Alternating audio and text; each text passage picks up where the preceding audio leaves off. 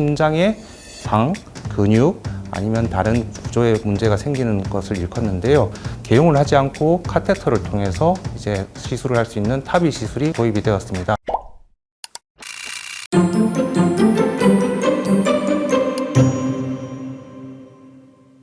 안녕하세요. 필요한 건강 정보만 콕 모아 전해드리는 건강 TMI집 진행자 조현진입니다. 심장이 딱딱하게 굳었다.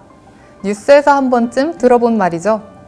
이처럼 심장의 구조적 이상으로 생기는 병을 구조심 질환이라고 합니다. 그 중에서도 특히 대동맥 판막 협착증은 나이가 들수록 위험이 커지는 대표적인 질환인데요. 오늘 건강 TMI에서는 이 질환의 원인부터 요즘 주목받고 있다는 타비술까지 순환기내과 전문의 이승재 교수님과 함께 낱낱이 알아보도록 하겠습니다. 네, 교수님 반갑습니다. 네, 안녕하세요. 예, 안녕하십니까.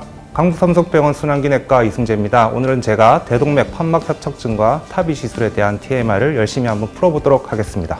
네, 교수님 반갑습니다. 보통 심장병이라고 하면 혈관이 막히는 병, 즉 협심증이나 심근경색을 많이 생각하는데요. 심장이 구조적으로 아프다는 말은 조금 생소한 것 같아요. 보통 심장의 어떤 부분에 문제가 생기는 걸 구조심 질환이라고 하나요? 네, 우리가 흔히 생각하는 관상동맥 질환, 협심증 같은 질환은 혈관의 문제입니다. 이에 반해서 구조적 심장 질환이라고 하면 심장의 방, 근육 아니면 다른 구조에 문제가 생기는 것을 일컫는데요. 이러한 것을 통틀어서 문제가 생기게 되면 혈류의 흐름이 방해가 되기 때문에 심장의 펌프 역할이 약해지고 그로 인해서 전신 순환에 문제가 생기는 것을 통틀어서 구조적 심장 질환이라고 말씀드립니다. 그렇다면 이 구조심 질환 중에서는 어떤 질환들이 대표적으로 있을까요? 대동맥 판막의 협착증, 즉 노화로 생기는 질환을 말씀드릴 수 있겠고요. 그 외에도 판막이 낡아서 생기는 역류 질환, 심장벽에 문제가 생기는 선천성 이심장 질환 등을 다 일컬어서 구조적 심장 질환이라고 말씀드립니다. 판막이라고 하는 건 심장에서 어떠한 역할을 하나요? 판막이라고 하면 심장의 방과 방 사이의 문이라고 할 수 있겠는데요. 심장에서 펌프질을 할 때 피를 충분히 채워서 다음 방으로 넘겨야 되는데 그런 동안은 문이 닫혀 있어야 되고 피가 넘어갈 때는 문이 열려서 다음 방으로 이제 넘겨줘야 됩니다. 이 과정 중에 하나가 이제 대동맥 판막인데요. 대동맥 판막은 심장과 대동맥 사이에 있는 큰 문이라고 생각하시면 되겠습니다. 문이 잘 열려야지 혈액순환이 잘 될 텐데 이러한 문이 이제 노화로 인해서 딱딱하고 굳게 되면 문이 좁아지기 때문에 혈류의 흐름이 작아지게 되고 전신순환에 문제가 생기기 때문에 이로 인해서 여러 가지 증상이 생길 수 있겠습니다. 네, 그럼 심장의 가장 큰 문을 담당하는 대동맥 판막, 여기에 문제가 생기는 병을 대동맥 판막 협착증이라고 생각하면 될 것 같아요. 근데 보통 이 병은 노화로 인해 판막이 딱딱하게 굳으면서 생기는 병이라고 들었습니다. 혹시 그렇다면 이 병의 증상이나 신호들이 어떤 것이 있는지 궁금한데요.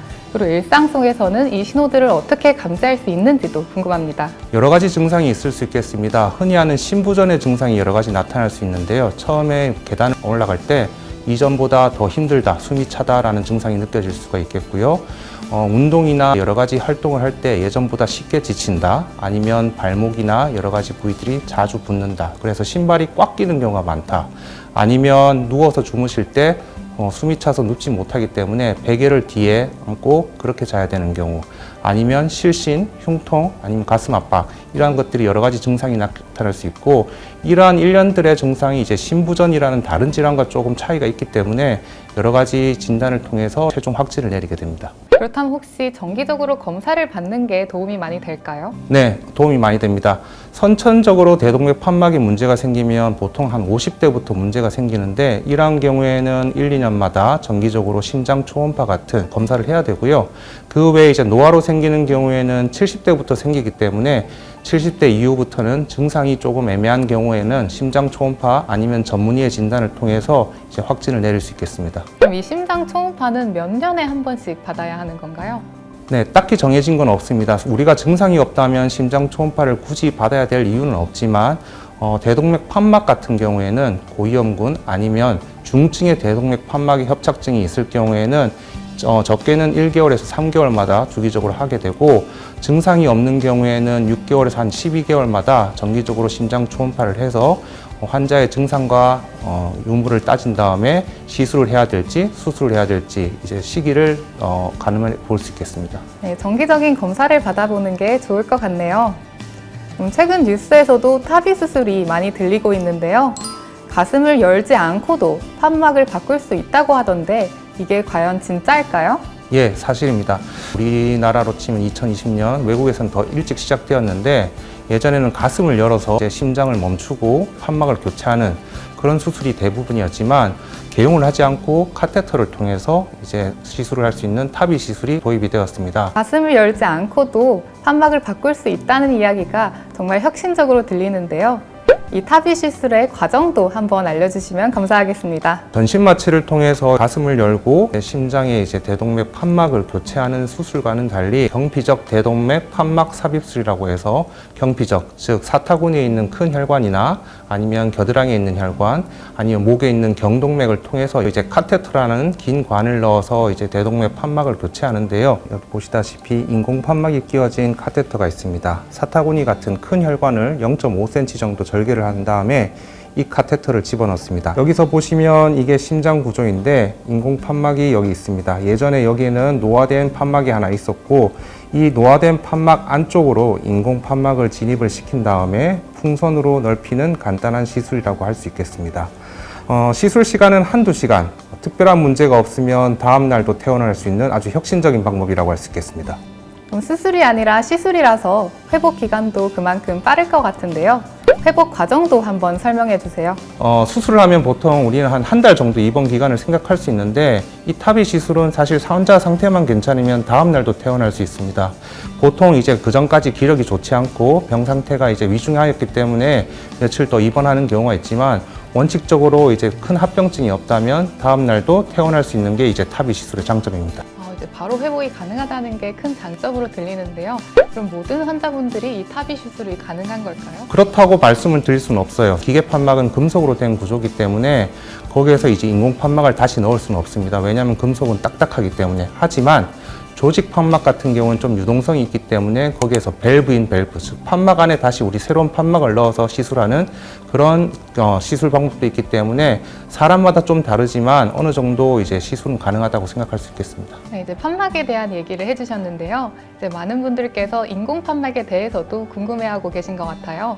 이 인공 판막이 문제가 없으면 영원히 쓸 수 있다라든가 혹은 판막이 떨어질 수도 있고 오히려 혈전 생길 확률이 높아져서 혈전 방지제를 평생 먹어야 한다던가 이런 이야기도 많이 들리는데 정말 그런가요?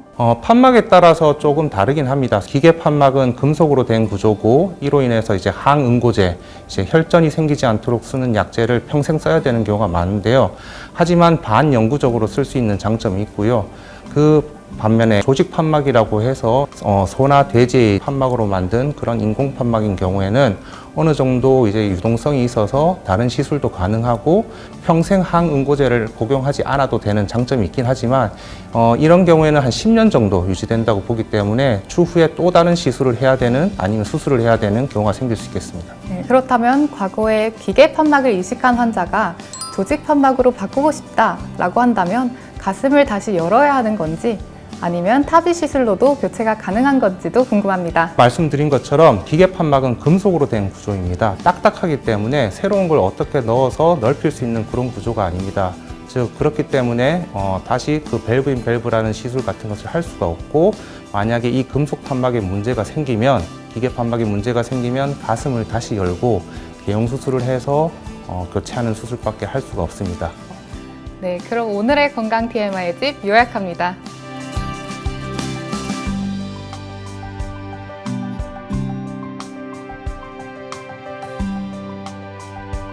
네, 교수님 오늘 알기 쉽게 설명해 주셔서 정말 감사합니다. 넘쳐나는 건강 정보 속에 꼭 필요한 정보만 콕! 오늘의 건강 TMI 잘 챙기셨나요? 더 궁금한 TMI가 있다면 댓글로 남겨주세요. 좋아요와 구독은 건강을 챙기는 첫걸음. 그럼 강북삼성병원 건강 TMI 집 다음 편에서 또 만나요. 안녕.